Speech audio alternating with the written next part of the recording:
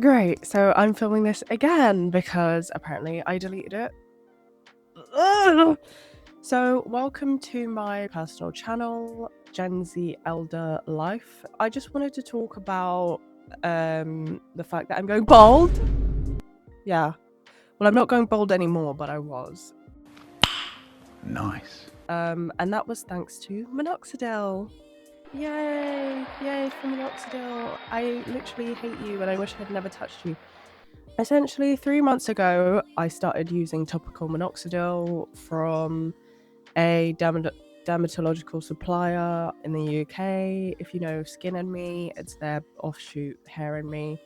And it's not even a problem with the company whatsoever. The company, honestly, Skin and Me is like what got my skin clear in 2022 and has had my skin clear ever since. So shout out to that because it helped a lot. Like, let me post like how my skin looked before I started using Skin and Me and after. But Hair and Me, I will never ever use that shit again. Honestly, I was definitely not the demographic of people who should have been using it, so that is partially my fault. And I also didn't do enough research before using topical Minoxidil, so that is also my fault. But essentially, what happened is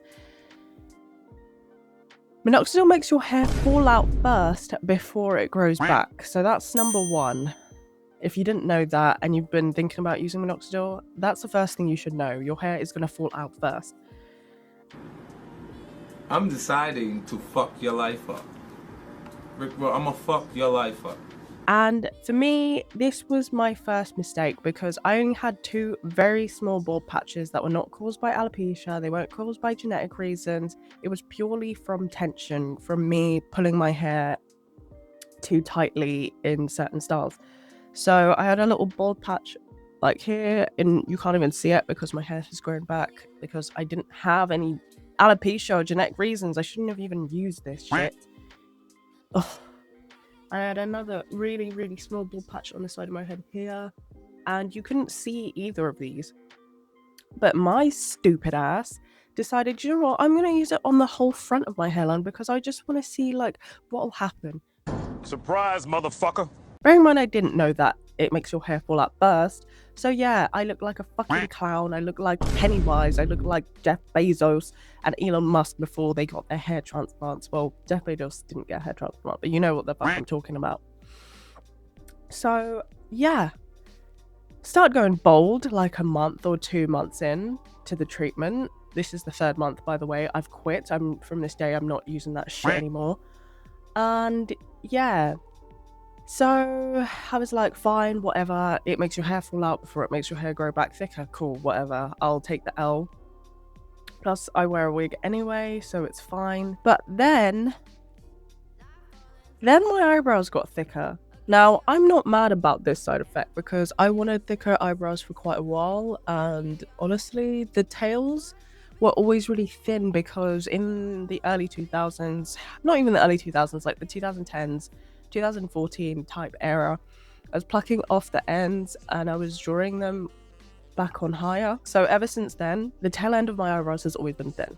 This was something I was not insecure about, but I wanted thicker eyebrows because I kind of just like that, like Brooke Shields. I wanted thicker eyebrows. I wanted what I should have had back.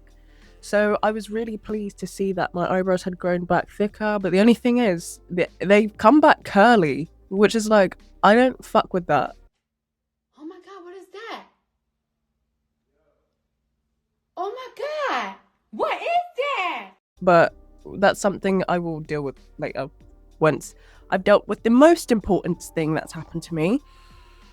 The most fucked up side effect ever, and I didn't realize this. This affects black people more, and I'm assuming maybe people of color, but I started growing hair on my face. Oh, excuse me? Now that was fucked up because I started becoming a flipping werewolf. Like, I did not sign up to become a flipping werewolf. And I can't remember what this side effect is fully called, but it's like hydro something. Like, I'll put it here so that you guys are aware of what it is. But the more I looked into this, it said that this side effect affects people of color more, black people more. So now I'm like, oh my god, what have I done? How I realized I was growing hair on my face is I dermaplane my face like every month. And when I was dermaplaning, like there was a little bit more resistance when I was doing it, and I could hear the hair coming off more, like that kind of. And I was like, that's weird. That's not how it's been, because I've had peach fuzz before, as every woman has peach fuzz, and it's very fine and it's light in terms of color. Like it was more not necessarily blonde, but it was like very light in color that you wouldn't see it on my skin.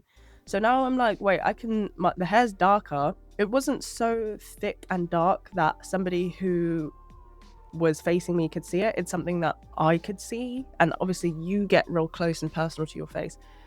But yeah, it was something that I noticed.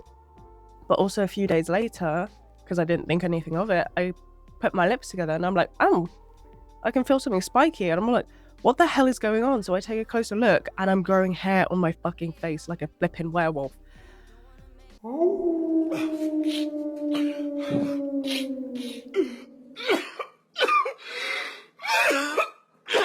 I was shocked and I was like, oh my god, no, I need to stop using this right now. Didn't stop using it because I'm a fucking moron. Great. But now, 3 months in, I've been like trying to remove this hair like crazy. I was waxing. So like, this was only like a week or two ago that I noticed this. So I'm trying to remove the hair with waxing. It's too abrasive, like it's ripping my skin off. Even the sensitive wax strips, it's just ripping my skin off. So I'm like, okay, no, I need something that's going to remove the hair from the root, because I felt like dermaplaning was just going to irritate my skin. I felt like it's going to give me ingrown hairs, and I could feel the spikiness of the hair, and it was just gross. I didn't like it. So I was like, okay, I need to remove the hair from the root. So I buy a epilator, and epilating is so painful. If you know epilating, it's like plucking every hair out of your hair, out of the follicle. But it's automated because it's like a machine that does it en masse. So this is very painful, but I'm like, this is what I have to do.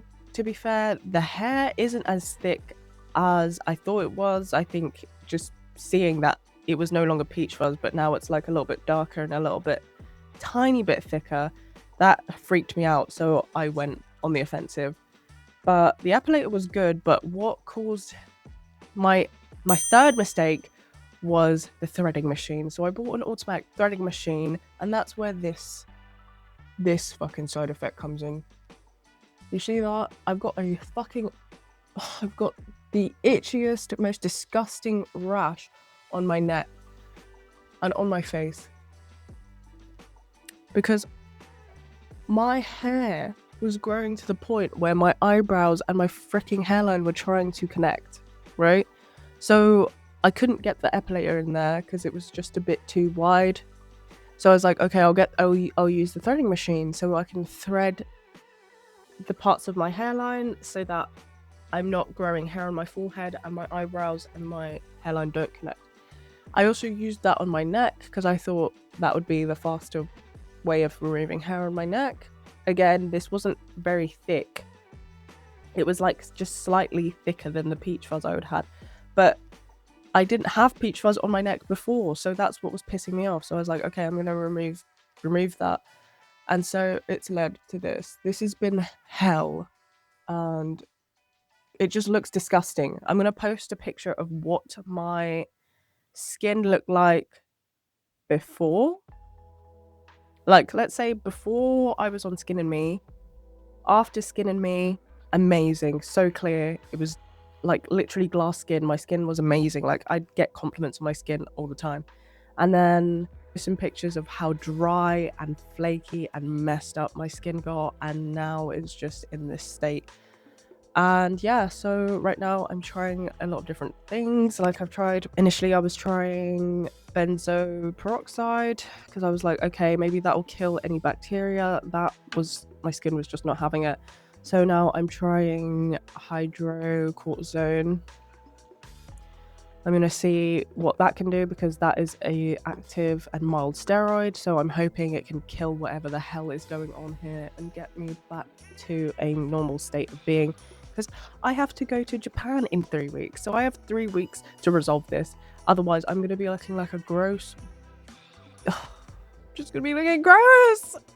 So yeah, please, if you're going to try Minoxidil, be careful. Know all the side effects. I wouldn't recommend it for black people.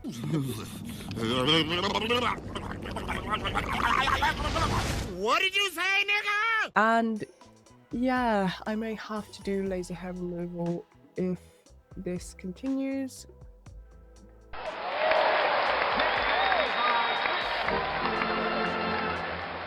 But yeah, just showing you where I'm at 3 months after using Minoxidil. Biggest mistake and regret of my life. Although my hairline has come back much thicker, well, no, not much thicker. It was thicker than this, but it's still coming back from, you know, falling out. But my hairline has come back. The bald patch is gone, but I'm also growing hair on my face and my neck. What the fuck? And I've also got all this fucking shit going on my neck. Like, the allergic reaction of the flipping year. Stay tuned to see if I can fix this in 3 weeks, and also stay tuned to see what me and my friends get up to in Japan.